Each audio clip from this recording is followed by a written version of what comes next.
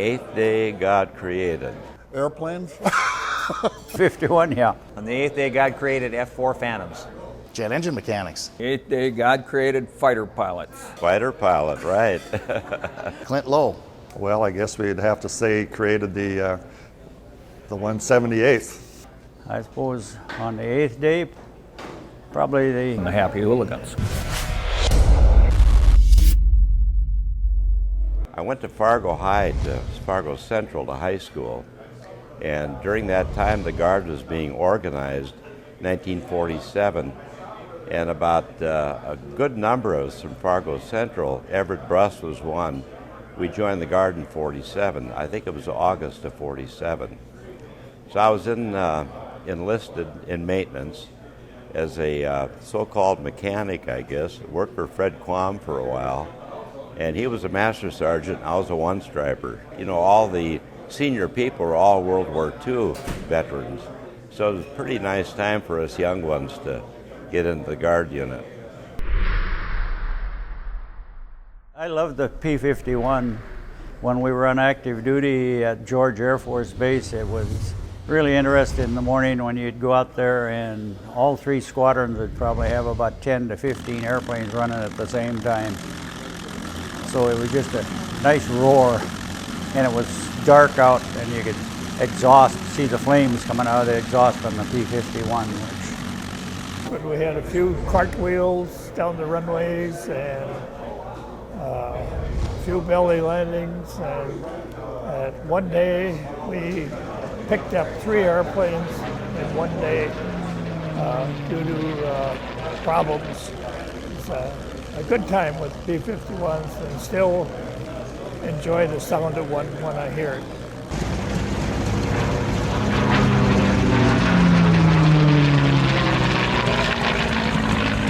We'd have to bore sight the P-51. We'd jack it up and get it level, and we had a mound of dirt on the north end of Hector Field, and we'd put the little mirror in the chamber of the gun, and we'd look at it and line it up on the target. But before we would shoot, we had Gordy Grunland would sit in the cockpit. He always pulled the trigger. He was in charge of the armament department at that time. We'd take his fatigue cap and hang it in the center of the bullseye. Then we'd put the rounds in the gun and he'd pull the trigger. And he did lose a lot of caps. Went to summer camp at Casper, Wyoming. I was in the tool crib, right on the flight line. And of course we had our planes, they were 94s, but I can't remember if they were the A's or B's or what. But anyway, Kenny Getman, one of the pilots, right in front of us, bellied in. And of course, we had the best view. We were in the back of a semi, and it was right in front of us. But it went right down the runway, and first thing he ejected the canopy, and it hit the tail of the airplane, which it's not supposed to do, I guess. And that thing was still going, I swear, going 50 miles an hour when he and the RO hit the ground running across the field. So I remember one memorable trip. They asked for a flyover at the Highway 94 dedication at Valley City. The governor and all the congressmen delegation were there. Mac was leading, Flesland on the one wing and Charlie Finnegan on the other wing, and I was in the slot. And we came over the stand at about not much over a couple hundred feet. And we made a turn and came around for a second pass and lit the afterburners. And I think that everybody kind of went down on their knees on the stand. It was a lot of noise for them. But I had a back seater. They asked me if I'd give a passenger a ride, which I didn't care to do because of a flyover like that wouldn't be really a lot of fun for some passenger. But this young man was a second lieutenant. He was an Army recruiter. He'd never been in an airplane before. And it was a pretty tough ride for him, but he made it through. But I don't think he'll ever get another airplane again. So that was a memorable trip. The F-94 was followed by a much larger, longer range, and heavily armed aircraft, the F-89. And the latest version of that aircraft became the unit's first nuclear-armed aircraft. 1962, my wife and I went to a movie theater show, and I was paged at the theater around 9 p.m. and was told to report immediately to the North Dakota National Guard. We left the theater. I reported to the Air National Guard and was told that we have 300 Soviet bombers that have passed the North Pole that are coming towards the United States. This has been an all-out nuclear attack on the United States. Armored crews were quickly loading airplanes. We were at that time flying an F-89D that had 104 2.75 rockets. Colonel Becklin and I were the first two off. It was an extremely warm day in May, and we used up the whole runway because of the extra fuel tanks we had on board, and they were loaded with rockets, and went up way north into Canada. We held up there for 2 hours, and in the meantime we got the intelligence that assured us that it was actually some meteorites that had penetrated the radar system. From there, we moved into the supersonic area with a single-seat F-102 and went from rockets to guided missiles. 102, definitely, very good. I really enjoyed flying that, yes. It was fast, very maneuverable. Under the clouds in a canyon in Alaska. And I was coming up toward the end of it, and I was flying kind of slow because I wanted to sightsee a little bit. And the end of the canyon was coming up, and I thought, well, I'll either pop up over, but I was kind of slow, or I can turn. But if I turn, then I'm going to need the afterburner. I thought, well, what if I climb too? So, and it was sort of notorious for not lighting when you're turning hard. High angled attack, didn't want to light. So I kind of did it all at once and put all my eggs in one basket, and she lit, and around we came. Scramble 2, F-101s, immediate scramble. I'm Major General William S. Harrell, commander of the 24th NORAD region. The Fargo National Guard is one of the finest units in ADC, if not the finest. In all instances, when I've called on Colonel McDonald, he has responded with only asking how many, which way, and how far. 101 was really the ultimate at that time for the air intercept. It had both the radar and the infrared system. A lot of times you could defeat the jammers on the B-52s and the EB-57s with the infrared, and then upgrade to a radar lock-on and get the job done. How about William Tell, the first one? Bill Phelan wore his 70-hour F-101 patch, while the Air Force and the Canadians had their 1,000-hour patches on. And lo and behold, we won. Then turned around and won the following William Tell, another first. I think our excellent maintenance was probably a big surprise to most everybody, because we took pretty good care of our airplanes. That's basically why we won William Tell, is because our airplanes hung together so well. As you know, this competition was structured and conducted to highlight the capabilities of the best teams. The bomb trophy winner in the F4 category with 27,434 points is the 119th Fighter Interceptor Group, Fargo, North Dakota. Well, I participated in 6 different Willie Tells. I flew on 3 teams, and I was a judge down there on 2 William Tells, and then in '94 I was what they called the project officer for it, and that's when we went down and won. It's bottom of the 9th, 2 out. That's what I'm... Man on third base, flat top standing at the plate with a full count. Let the first 2 pitches go by strikes. Took 3 balls in a row.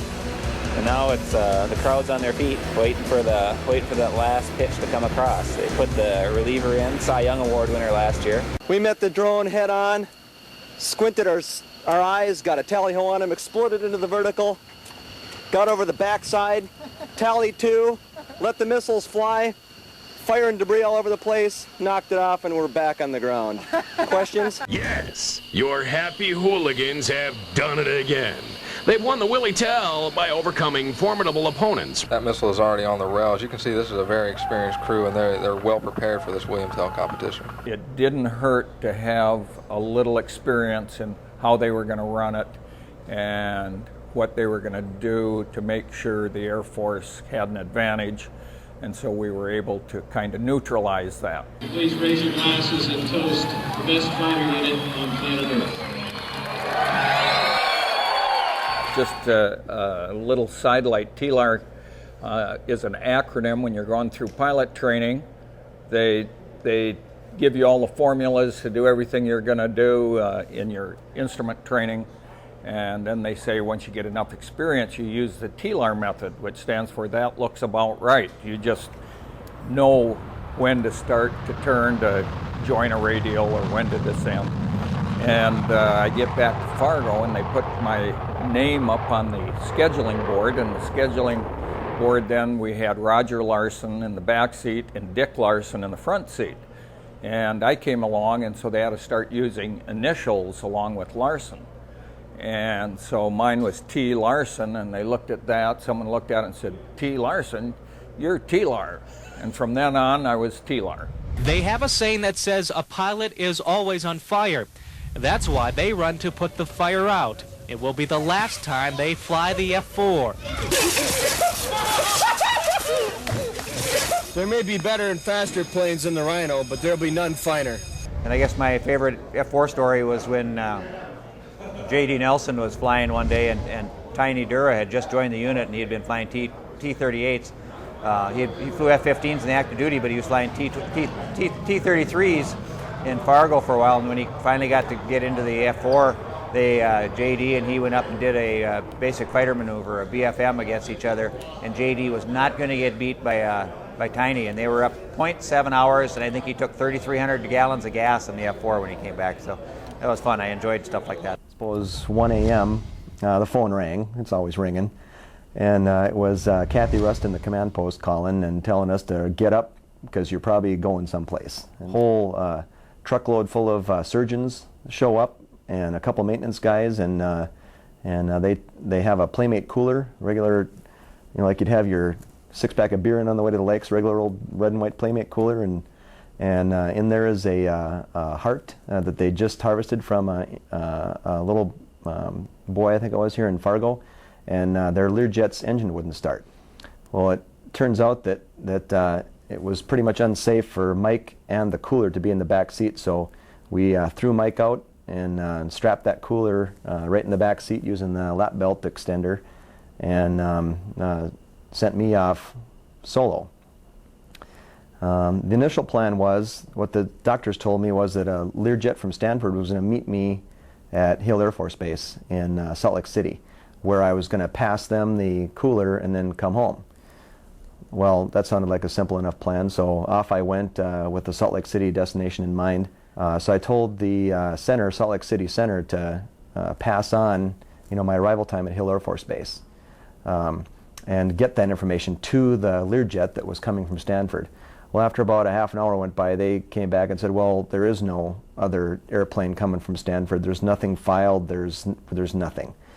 So, I made the decision in my mind that time to have Minneapolis Center, or Salt Lake City Center at that time, call Hill Air Force Base and wake up the transient maintenance and tell them I needed 12,000 pounds of gas as quick as possible. And I'd be turning and going on to San Francisco. Moffett Field is where I landed at.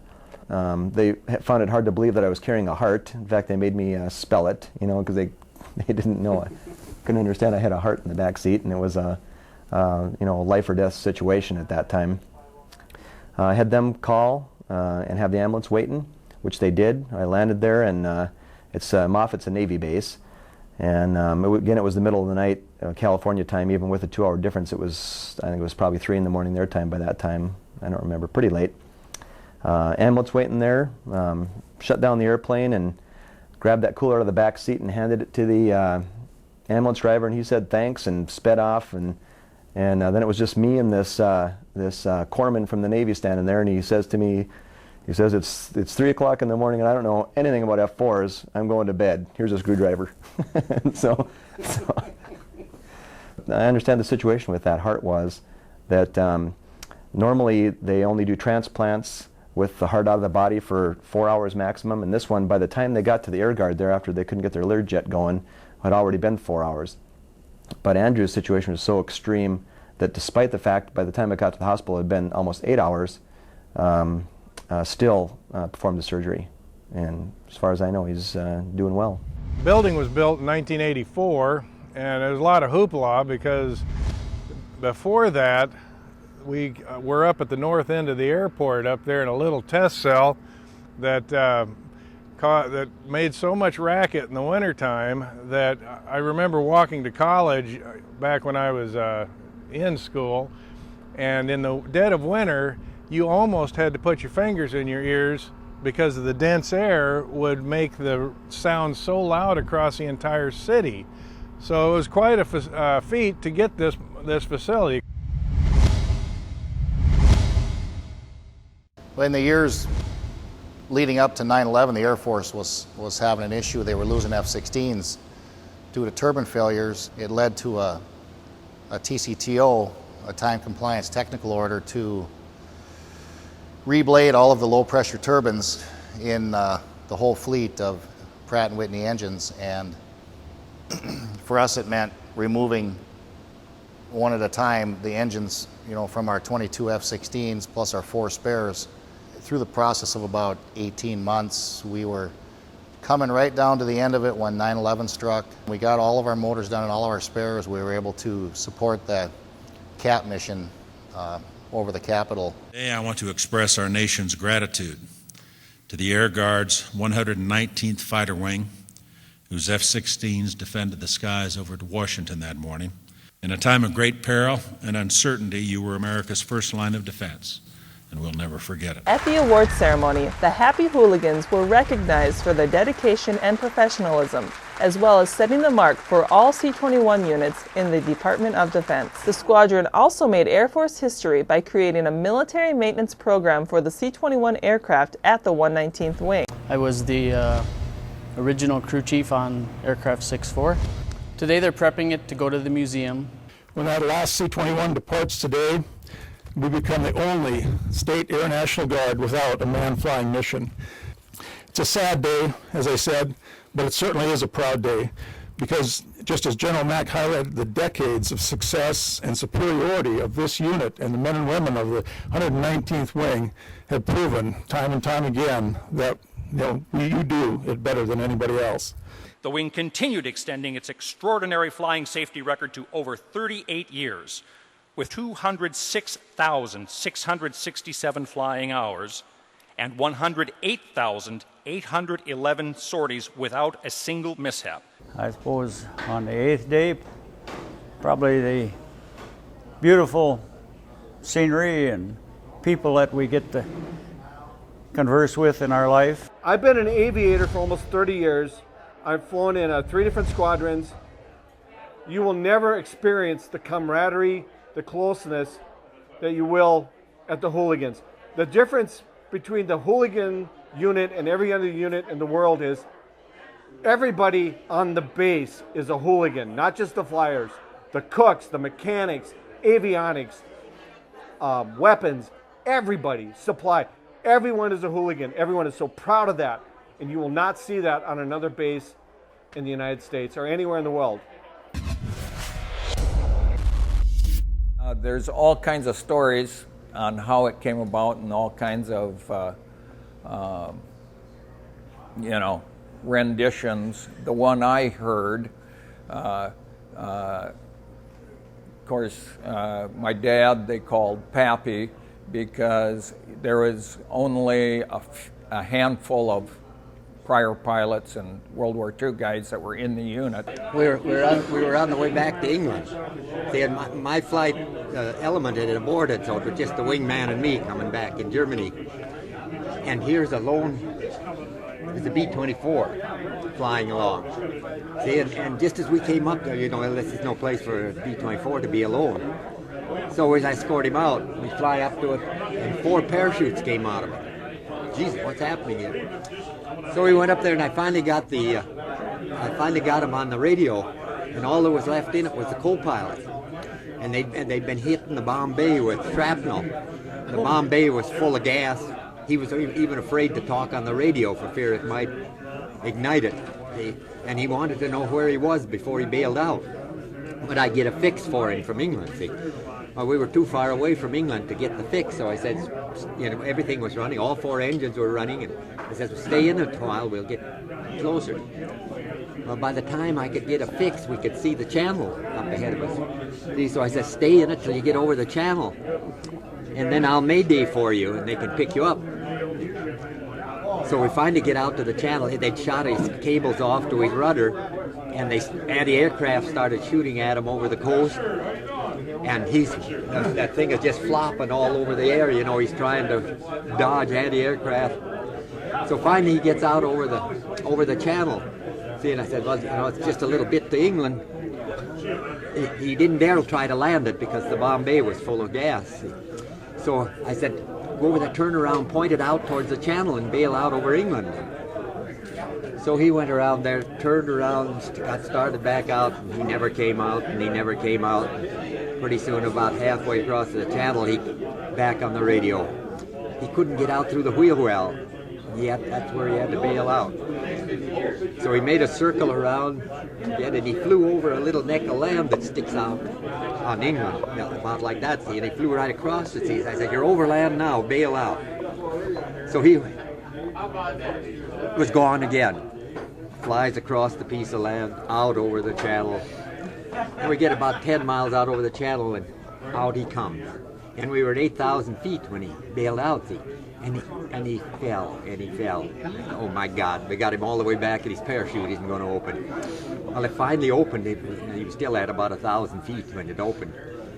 Landed in the channel, got in his dinghy, put out his green dye marker, and about a mile over was a freighter going along the channel. So I'd fly over the freighter, and then I'd fly over him and wiggle a wing. Over the freighter and over him and wiggle a wing. And by gosh, the freighter turned, flew over, drove over to him, put a boat down, went over and picked him up. He was in the water 20 minutes. And when we came back from England, he was on the same boat I was, coming back to the United States, yeah. And oh, he says, I love fighter pilots. He says, if it wasn't for you, I'd be a prisoner in Germany now. He was one of the older ones, and so the Pappy kind of nomenclature came out of that. And then he enjoyed life, let's say, and at that time the club was open on Fridays instead of Thursdays, and there's 100 stories about that. They usually went for a field training deployment every year. They went to Wyoming, they'd go to Bolt Field, and on one of the nights they were all at the club after flying there, and I believe General McDonald played heavily in the story. He was a lieutenant or a captain at the time, and all the senior officers had already gone to the barracks and gone to bed, and they came up with the idea about midnight to go throw these senior officers out of bed. And so they did that, and someplace in there my dad was involved. I'm sure he was trying to hold them under control at the time. And so the punishment for doing that was to go out and march on the ramp. And they went out, and the commander was Marsh Johnson at that time. Marsh, as I understand it, was in a Jeep while they were marching on the ramp in their low quarters and dress uniform. They marched all day whistling Bridge Over the River Kwai while the commander was trying to get them to stop whistling. And he finally got disgusted and called them a bunch of hooligans. And somebody in the back of the pack hollered, we're hooligans, but we're happy hooligans. And the nomenclature kind of started there. It fit. It came from an earlier cartoon that was in the comic papers, the whole Happy Hooligan nomenclature, but it stuck with our unit because of that situation, and from then on, we've been the Happy Hooligans. Now, therefore, as Governor of the state of North Dakota, I do hereby proclaim January 16, 2007, Happy Hooligans Day in the state of North Dakota. Congratulations, Happy Hooligans. We have in our unit the grandchildren of some of our early members. The sons and daughters number in the hundreds. And the saying is in the Fargo-Moorhead community that you either were, are, or will be a Happy Hooligan. What an organization. What a tradition. What an asset to our state and nation.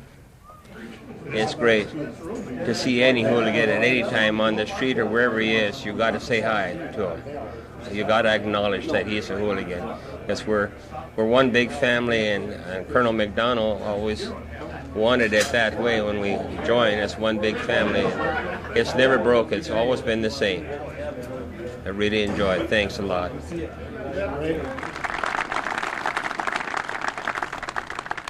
The torch has been passed on from year to year, decade to decade. Hold that tradition high and hold it proudly. I salute you.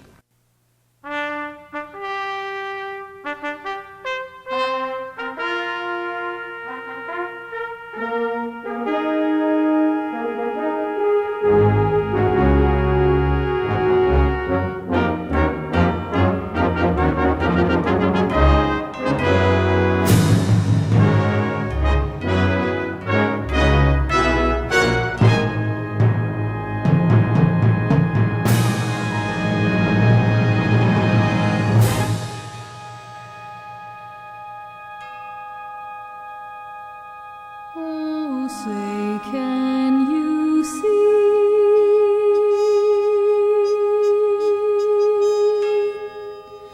by the dawn's early light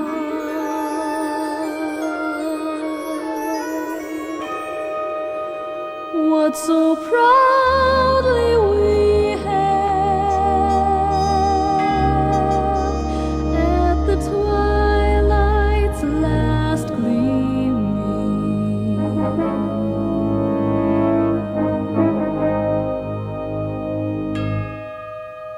whose broad stripes and bright stars through the perilous fight o'er the ramparts we watched were so gallantly streaming.